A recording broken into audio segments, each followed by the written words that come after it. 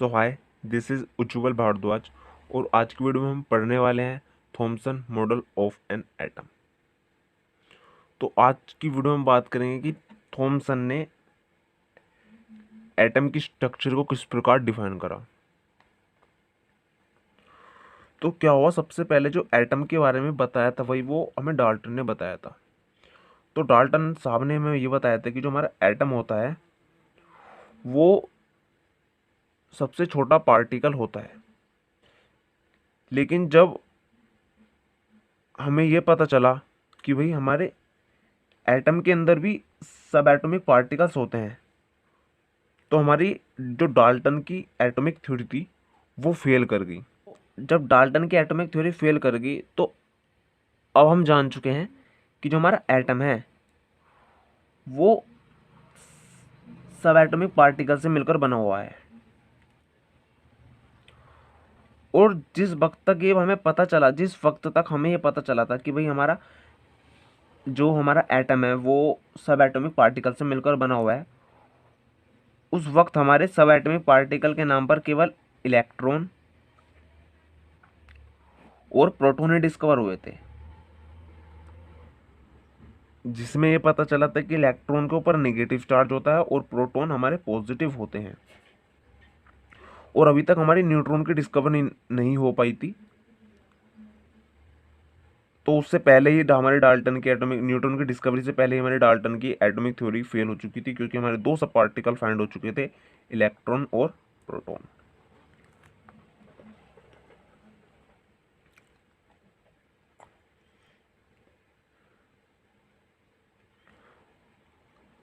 तो इलेक्ट्रॉन के बारे में एक फैक्ट ये भी है कि जो हमारी केमिकल रिएक्शन होती है इन अ केमिकल रिएक्शन,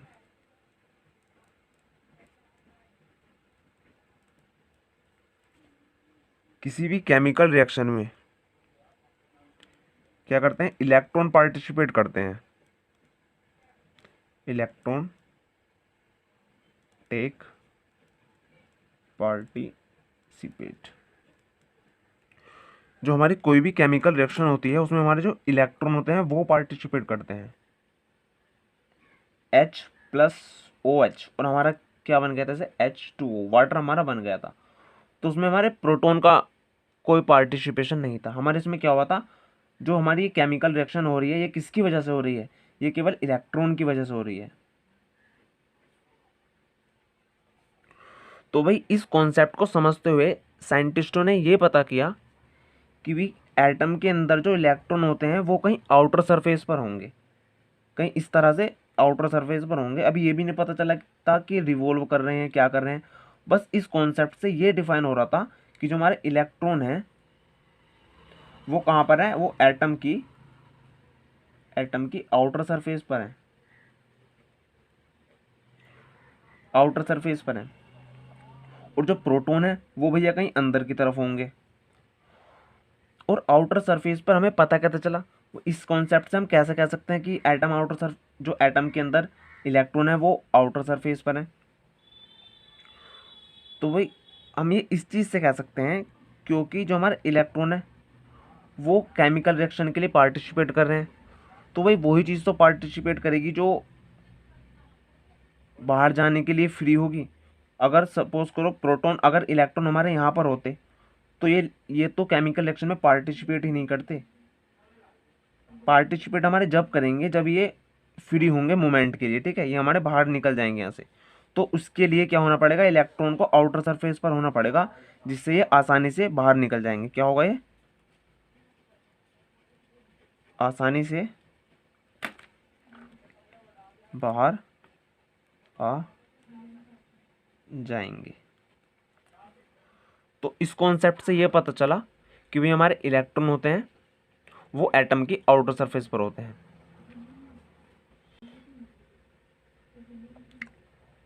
तो भाई अब तक ये पता चल चुका था कि भाई एटम के अंदर इलेक्ट्रॉन होते हैं और हमारे भाई प्रोटॉन भी होते हैं एटम के अंदर।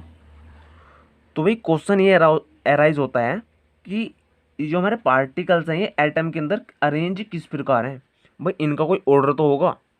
भाई अगर आउटर सरफेस पर है तो किस प्रकार अरेंज है, और प्रोटॉन अंदर है तो किस प्रकार है वे अंदर। तो ये जो हमारा अरेंजमेंट था, सबसे पहला जो स्ट्रक्चर दी वो दी थी हमारी जे थॉमसन ने। So to explain this, J Thomson was the first one to propose a model of for the structure of the atom. भाई ये बताने के लिए कि एटम के अंदर इलेक्ट्रॉन प्रोटॉन किस प्रकार हमारे अरेंज होते हैं, तो इसके लिए जे थॉमसन ने एक हमारी मॉडल दिया। तो उस मॉडल को हम समझते हैं। तो भाई जे थॉमसन ने क्या मॉडल दिया, तो अब पढ़ते हैं हम Thompson model of the atom. Thompson model of the atom कि जे थॉमसन ने क्या मॉडल रखा एटम के लिए। तो भाई जो हमारा जे थॉमसन थे, इन्होंने न्यूट्रॉन और प्रोटॉन के डिस्कवर होने से पहले ही अपना मॉडल दे दिया था, क्योंकि इलेक्ट्रॉन की डिस्कवरी तो खुद थॉमसन ने ही की थी। तो उस मॉडल के अंदर इन्होंने इलेक्ट्रॉन भी दर्शाए थे, ठीक है। और हमें ये भी पता चल चुका था कि कोई ना कोई पॉजिटिव चार्ज भी होता है एटम के अंदर। अभी ये नहीं पता चला था कि जो पॉजिटिव चार्ज है वो प्रोटॉन है, बट ये पता चल चुका था कि जो एटम है उसके अंदर इलेक्ट्रॉन है और क्या है, और पॉजिटिव चार्जेस होते हैं। तो ये जो हमारा मॉडल था, it is comes before the discovery of proton and nucleus. अभी हमारे न्यूक्लियस जिसके अंदर प्रोटॉन और न्यूट्रॉन रहते हैं उसकी डिस्कवरी नहीं हुई थी, उससे पहले ही थॉमसन ने अपना मॉडल दे दिया था।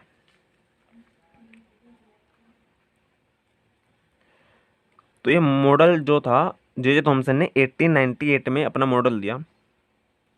तो sir J Thomson proposed plum in pudding model in the year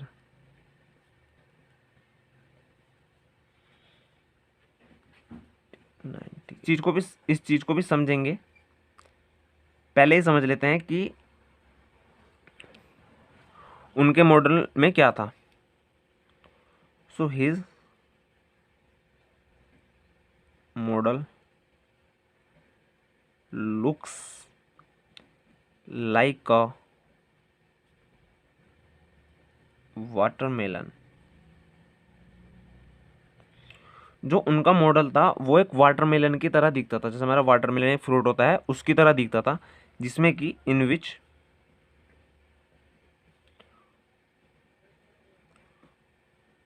positive charge in an atom is spread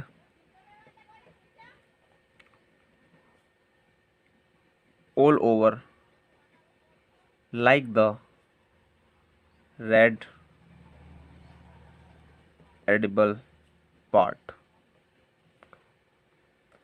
तो जो जे थॉमसन का मॉडल था वो एक वाटरमेलन की तरह चमकता था, दिखता था, जिसमें कि उन्होंने बताया कि जो पॉजिटिव चार्ज होता है एटम के अंदर वो किसकी तरह दिखता है, वाटरमेलन के अंदर जो रेड एडिबल पार्ट होता है, जो रेड कलर का पार्ट होता है, उस पूरे को उन्होंने बोल दिया भैया वो पॉजिटिव चार्ज की तरह है। और दूसरी बात उन्होंने बताई कि while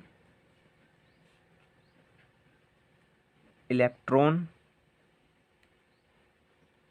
are like the seed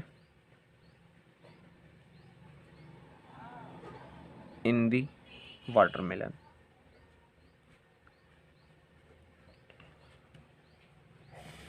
और उन्होंने बताया कि जो इलेक्ट्रॉन होते हैं वो जो वाटरमेलन के अंदर सीड्स होते हैं, जो बीज होते हैं, उनको उन्होंने इलेक्ट्रॉन से कंपेयर किया। और जो वाटरमेलन के अंदर रेड वाला लाल वाला पार्ट होता है उसको उन्होंने बताया कि भैया वो पॉजिटिव चार्ज है। जो सीड्स होते हैं हमारे, जो सीड्स हैं are studded in the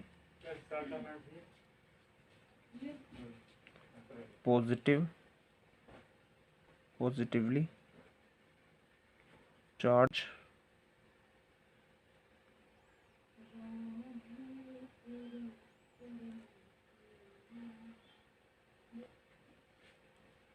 edible part. तो उन्होंने अपने मॉडल में बताया कि जो हमारा पॉजिटिव चार्ज होता है वो वाटरमेलन के अंदर जो रेड वाला पार्ट होता है उस चीज को उन्होंने पॉजिटिव चार्ज बोल दिया। और उन्होंने बताया कि जो हमारा पॉजिटिव चार्ज, जो रेड वाला पार्ट है, जो पॉजिटिव चार्ज है, उसके अंदर हमारे इलेक्ट्रॉन क्या है, एक सीड बीज के प्रकार उसमें गड़े हुए हैं। तो इस चीज़ को समझते हैं, ठीक है। तो जे थॉमसन ने बताया कि जो उनका मॉडल है वो एक वाटरमेलन के प्रकार का है, ठीक है। ये एक वाटरमेलन है और हमने इसको काट दिया है, ठीक है, वाटरमेलन को, तो हमें इसका अंदर वाला पार्ट चमक गया। तो उन्होंने बताया कि जो उनका रेड वाला पार्ट है ना, वाटरमेलन के अंदर रेड वाला पार्ट है, ये वाला,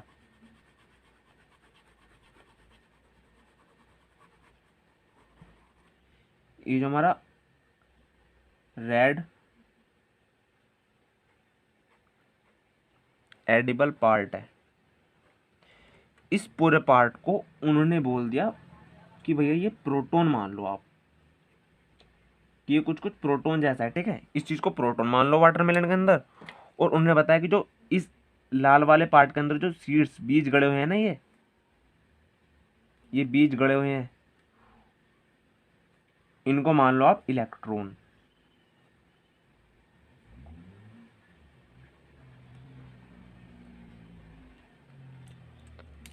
तो ये रेड वाला पार्ट तो हमारा हो गया पॉजिटिव चार्ज, और जो हमारे इस रेड वाले पार्ट के अंदर सीड्स गड़े हुए हैं वाटरमेलन के अंदर, इस चीज को उन्होंने क्या बोला, भैया ये क्या है हमारे, ये हमारे इलेक्ट्रॉन है।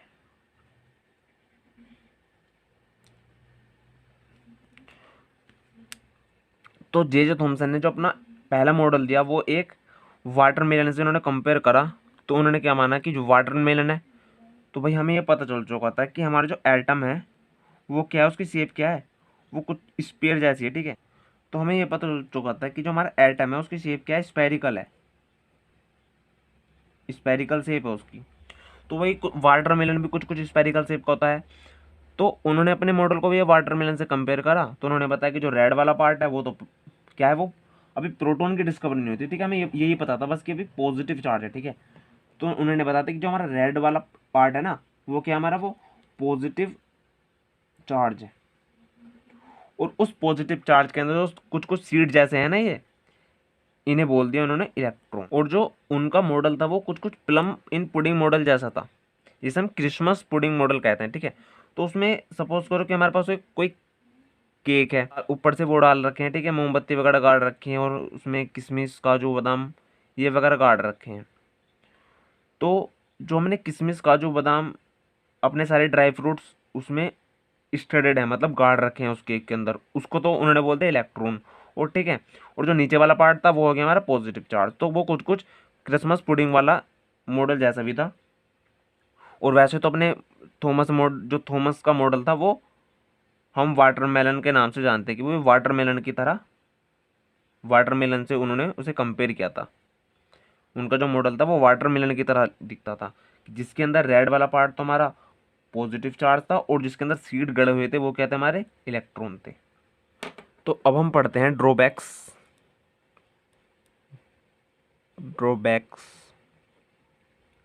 Of Thompson model of atom, कि भी क्या कारण रहे जिस वजह से थॉमसन का मॉडल था वो फेल हो गया।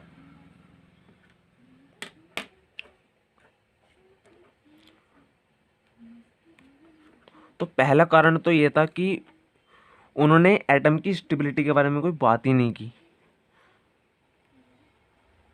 They don't talk about stability of atom,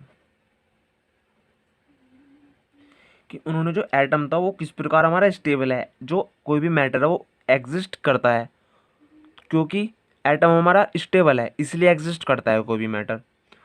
तो थॉमसन ने क्या काम करा, उस स्टेबिलिटी के बारे में कोई बात ही नहीं की। जो हमारे मॉडल था वाटरमेलन मॉडल, इसमें कुछ एटम की स्टेबिलिटी के बारे में बात ही नहीं हो पा रही थी। उन्होंने कुछ बताया नहीं स्टेबिलिटी के बारे में कि भाई एटम किस प्रकार स्टेबल है। और दूसरी बात ये थी कि भाई हम सब जान चुके थे, साइंटिस्ट ने हमें ये बता दिया था कि जो हमारे इलेक्ट्रॉन हैं वो क्या करते हैं, वो पार्टिसिपेट करते हैं किसी भी केमिकल रिएक्शन में। किसी भी केमिकल रिएक्शन में कौन पार्टिसिपेट करते हैं, इलेक्ट्रॉन पार्टिसिपेट करते हैं किस चीज़ में, केमिकल रिएक्शन में। तो उन्होंने हमें ये एक्सप्लेन नहीं किया कि एटम के अंदर पॉजिटिव और नेगेटिव चार्ज किस प्रकार अरेंज होते हैं, ताकि जो हमारे इलेक्ट्रॉन हैं वो केमिकल रिएक्शन में पार्टिसिपेट कर लें। क्योंकि भाई अगर केमिकल रिएक्शन में पार्टिसिपेट करेंगे इलेक्ट्रॉन तो उन्हें आउटर सरफेस पर होना चाहिए। तो वही इस चीज़ को एक्सप्लेन नहीं कर पाए वे थॉमस। उन्होंने हमें ये भी नहीं बताया कि जो नेगेटिव और हमारे पॉजिटिव चार्ज हैं वो एक दूसरे के पास पास किस प्रकार अरेंज्ड हैं।